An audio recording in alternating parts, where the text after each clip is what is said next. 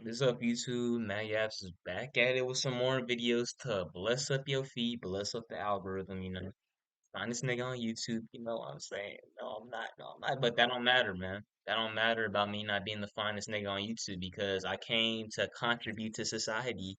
The video of a 17-year-old killer leaves bodies in local dumpster. I mean, that shit sound interesting. I mean, I don't want to say it sound interesting. It sound fucked up that I said that, but we gonna see how this shit is, man. I ain't never seen this shit before. Police are at the Morning Tree Park apartment complex after reports of a dead body in the area. Lying next to the dumpster is a body with multiple stab wounds so brutally beaten that it's nearly unrecognizable. Hey, You have a good face shot of the guy? Not a good face shot. It's like That's why I was associated. Officers immediately suspected that one of the tenants in the complex was the killer, but they would be horribly wrong. There was like blood all over the ground by the dumpster, and that his head looked like a smashed watermelon. Beat the Damn. and then stabbed him in the butt. That's when he started getting him. He hit him a couple of times and then stomped him a couple of times. A violent, unpredictable teen killer was on the loose, and police nigga. needed to find him before he murders again. Step out of the apartment now. You are surrounded. Doors open. Police department! If you want to be a nurse and you want to earn your degree as fast as possible, ECPI is the place to do it. Man, I've been hearing about that shit since I was like 13, bro. Is that shit legit? In the early morning CPI? of July 30th, 2023, Lakewood police received a call from the Morning Tree Park apartment complex. The caller reported finding something next to a dumpster, describing it as gruesome. Officers were quickly dispatched to investigate. So who was the one that saw him? Who called? You did, sir? Me. So what happened? What did you see? Like, how did this all... Okay, me and her, was kind of like dumpster digging, right? And I see this red stuff, leaking out of the dumpster. So I went in there, and I see his body in there. While dumpster diving, Ted had come across blood leaking out from under the dumpster. When he looked inside, he found an elderly man lying lifeless, Damn, man, he bloodied was and beaten elderly. until his Where the face fuck was is no this longer at? recognizable. Officers now needed to identify both the victim and the person responsible. Fortunately, there was someone at the complex who could help them with the former. So, I see his blood. yeah, so I'm just trying to figure out if you might... Sounds like that he's one of your residents. I can look. This is Ryan, the apartment complex manager, and he's going to be vital in finding out who the victim actually is. Because we don't have him ID, right? No, we don't. Okay, so No, we- let's... That's not the better deal. For now. So we recognize this guy? Obviously, it's not the best picture, but... We think you know who he is?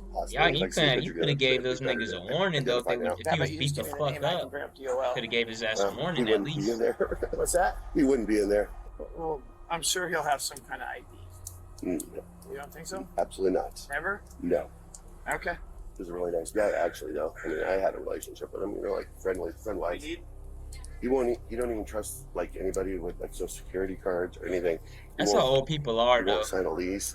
So he'd probably be about 60, Yeah, old people don't be 65, trusted. somewhere in there. I'm wrong with that fucking Dollar General, bro. I think whenever you had to like pull out money for some, it was either pulling out money or like doing something else. They had to put in their social security card info. They used to be, keep in mind, I was 16. These niggas had to be above the age of 60. These niggas would get pissed at me because the shit was asking for their social security card. I'm a 16-year-old just trying to get some money, boy. And these niggas are sitting there. Look, they do. Y'all know how old people go though. Y'all know like when they started getting angry, they start just staring at shit, and that's when they kind of do that slow look up, and then they just like they do the old little fucking want to mutter shit under their breath. I'm He's telling you, old partially people in present day. African-American, but he's really light Oh skinned. damn. Old, Skinny, damn. tall. Yes. Old people in Skinny. present day. Yeah. Yeah, that could be Leonard. That could be Leonard. Damn. What's his last name? And we're working on that right now. Computer out. Well, they're turning their computers on right now, right? You want to come with me? I can just give you a key. I'll give you a ride over there and ride back if you want. No. We'll drive over there to go check on it. But yeah, but she's still trying to pull the data. Yeah, but I can pull a key for you and she'll get that. Yeah, we'll go check on it. So right. A9, I will meet you over there. I'll meet you. Yeah. The officers finally had a name, Leonard, but that doesn't solve their biggest problem. According to the manager, Leonard suffered from extreme paranoia and refused to have any form of identification associated with the government. Without proper identification, the investigation would soon become a lot more challenging. Still, officers would search their system, hoping something might come up. Find it. I found a couple. We just have to start running them for Any DOL or prior bookings or anything? There's bookings. That's 2019. okay. Now he's dealing with crap too. Okay, we're gonna go to A9 and see if this guy's there. Okay. So Megan, no, do you mind talking to my partner? He's the one that's primary. She have a fucking cock on her damn hand? Or is that I mean, that's a cock, ain't it? That's a rooster. Why did you feel the need to bring a rooster up to the fucking police? Just leave that shit in your place, bro. We're gonna go check that apartment. Why That did you you gave us. feel the Make sure there's need? no one in there. But if you want to sit down and hang out, Asking a dude help and shit. While Why do you officers have that continued shit? searching the database for possible matches, others went to check the supposed victim's apartment, and with help from the manager, they quickly got the key.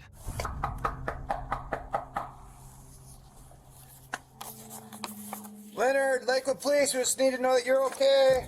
If you want Leonard to, we'll is just announce done, for boy. Leonard. Yep. I could yell for him. Well, okay. Go ahead. Hey, Leonard. Leonard. If you're in here, let us know. Brother Leonard is done. I want to After see a what quick his look shit around the look like, though. apartment, Damn, we can't Leonard see. was nowhere to be found. We can't see At what the his same place look time, like. officers had just matched the victim's face to Leonard's image using police database. So there was no Damn, doubt where's my now. nigga Leonard, The bro? victim was 64-year-old Leonard Williams. Neighbors and staff described Leonard as a friendly and compassionate person. Although he often kept to himself, he was known to be extremely kind to fellow residents. But the investigation was far from over. Officers still had to determine who was behind the brutal attack and why. Back at the scene, one officer had discovered some crucial evidence that would bring the police one step closer to the killer.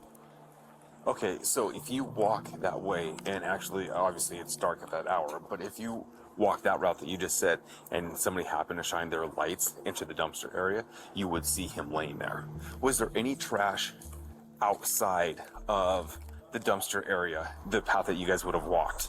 This officer just picked up on something crucial. The area around the dumpster was extremely messy, and blood was leaking from it. Any person would have easily spotted that, let alone an officer. Turns out, just 12 hours earlier, police had been dispatched to that same apartment complex on a noise disturbance complaint. The call was made around 8 p.m., and the responding officer's dash cam shows him returning to his vehicle by walking through the side path. The exact one that leads up to the dumpster where Leonard was found. The officer didn't notice any leaking blood or hear suspicious commotion, which means that whatever had occurred had happened after the officer left. From this, the timeline of the murder was vastly narrowed. But more importantly, the disturbance call that the officer responded to had been made about a group of teenagers from the apartment complex unit J54. According to the manager, this group was well known for partying several days of the week and not paying their rent on time. However, little did they know that the police would catch on to what they were doing at last night's party and why there was a dead body just a few feet away from their apartment. Doing at last night's fucking party? As this was the only lead that police had, a search warrant for Unit J54 was issued, and officers quickly arrived at the residence looking for any signs of foul play. Get the manager in the door. There we go. Hey, Grenady, Lakewood Police. Anybody else inside here with you? Sick fine, let's get over here for a second. Oh, you know. Who's all in here with you? Just me and two people. Where are they at? I don't really know. What are their names? Jaden and Crazy ass, lunatic ass niggas, boy. Come on out. Fuck that. What up? Ty, come on out, Lakewood Police.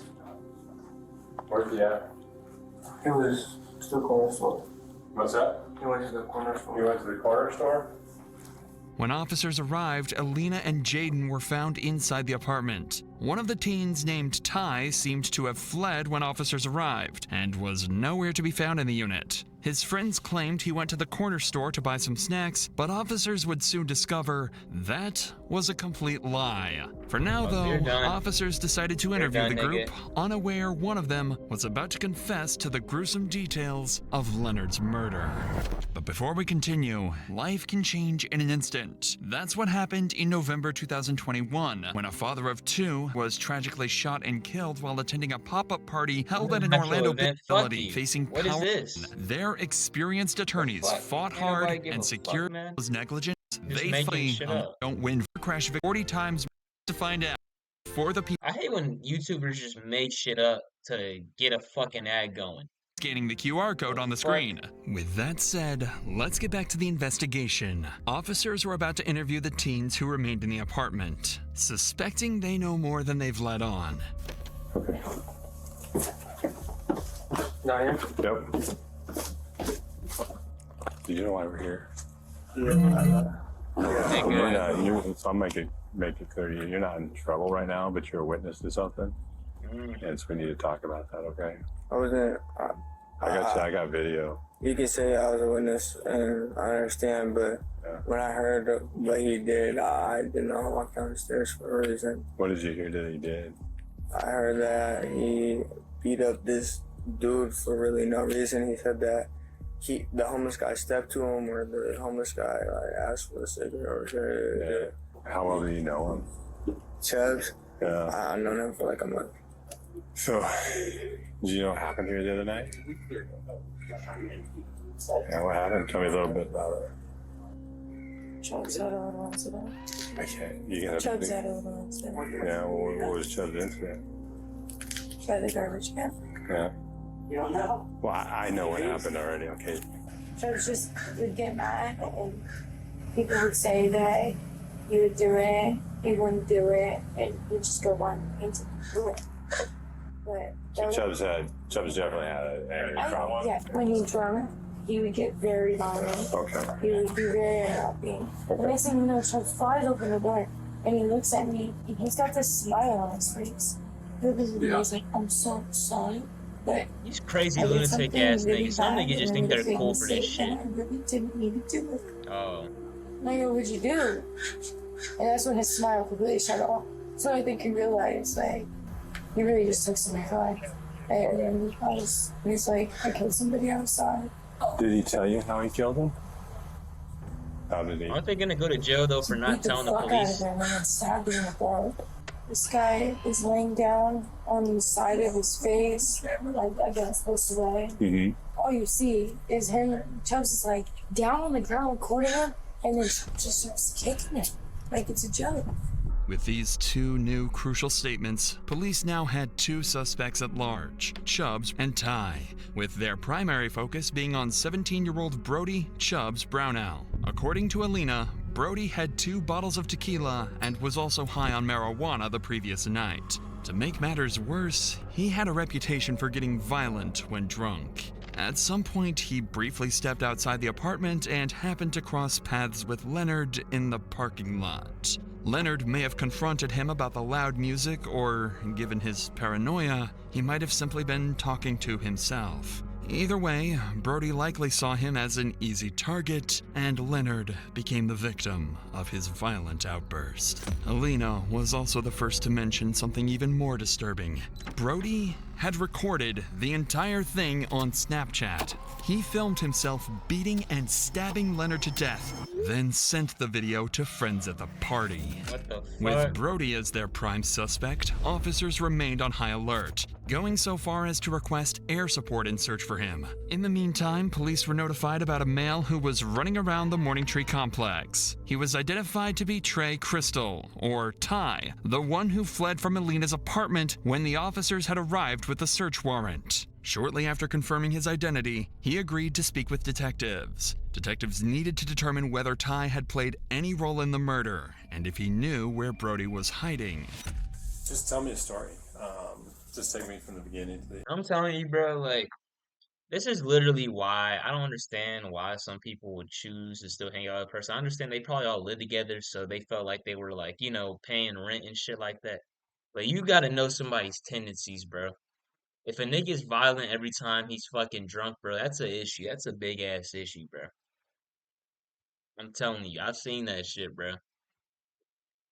And to be honest, the nigga just killed somebody while I mean, I don't. First off, I'm gonna be real. Like, I'm honest, like I'm 20. I've smoked. I've drank alcohol before. I just don't understand how that shit makes people violent though.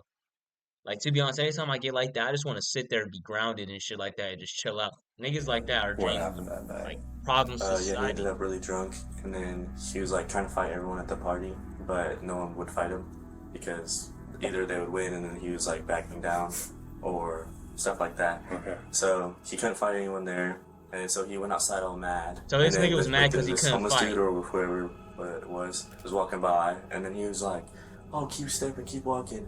What And the then fuck? the homeless dude was like, "Alright." And then he was like just walking away. And then Chubbs just started getting mad and then just like ran up on him and punched him.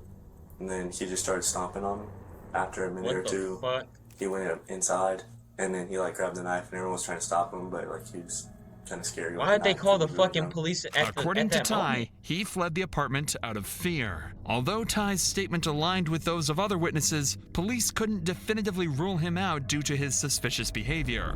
But for now, their priority was finding Brody. While the search was still ongoing, officers interviewed everyone who knew Brody to find out where he might have fled, including two of his best friends, Miguel Ventura and Dakota Johnson. I ended up going, basically there was a party posted up that was over at one of our female friends, Britt's house, and eventually Chubbs, I guess he stormed outside. He got really upset. He was drinking 1800 at the time, like type of tequila. There was someone standing by the garbage cans, and he got really angry at him because I think they were staring at him. He just got closer to him, and I think the dude yelled something at him, and then he just started swinging on him. I get down the stairs, and then that's when he started getting him. He hit him a couple of times, and then stomped him a couple of times, and by that point, like it was too much. Like it was just a lot. I grabbed him by his chest and everything. I tried to pull him. Was there anybody else that was hitting the guy? Was there anybody else kicking him, hitting him, punching, stomping him? And you had text messages with him shortly after. Can you kind of explain to me about those text messages? It was like the day after he had done it.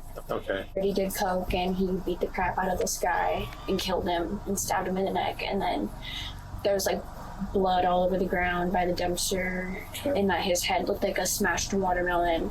He told me that he tried to put him in the trash can himself, but he couldn't do it.